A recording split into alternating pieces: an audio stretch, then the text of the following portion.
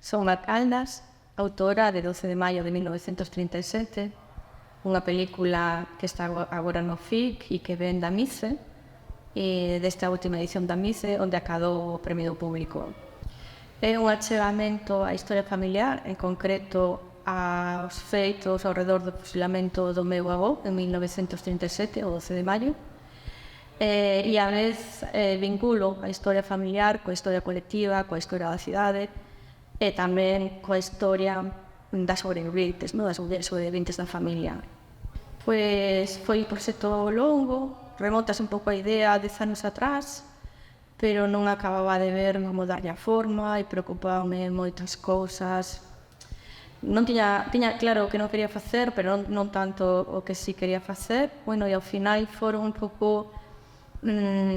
o achegamento á publicación de Pacheco,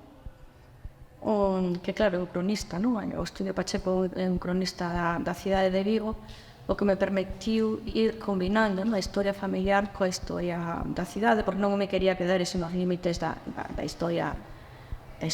persoal, sino tamén tocar o colectivo. Quería que fora, non quería, digamos, que con demasiada emocionalidade restase carga política ao traballo, e tamén preocupábame de alguna forma mitificar a figura do meu avó e deixar de lado o papel das mulleres, porque ao fin e ao cabo son as que sufriron a violencia de forma sostida ao longo dos anos.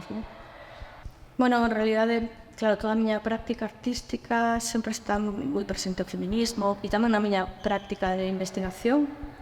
De feito, digamos que todo o traballo meu de investigación é moi ao redor de que o que se conta, que o que se visibiliza e o que non, que o que pasa a historia a través dos monumentos ou dos relatos. Entón, bueno, digamos que é algo que estaba aí. Trasladei un pouco esa reflexión ao ámbito familiar, pero é algo co que estou moi acostumada a traballar. Bueno, esa tamén era unha preocupación do traballo vincular o presente co pasado, Entón, por exemplo, tamén hai moitas imaxes fotográficas ou audiovisuais do presente, dos mesmos lugares ao que estou falando, deses lugares da memoria, pero no presente, porque sí que me interesaba deixar claro que non é un pasado cancelado, non como moitas veces nos filmes se ten traballado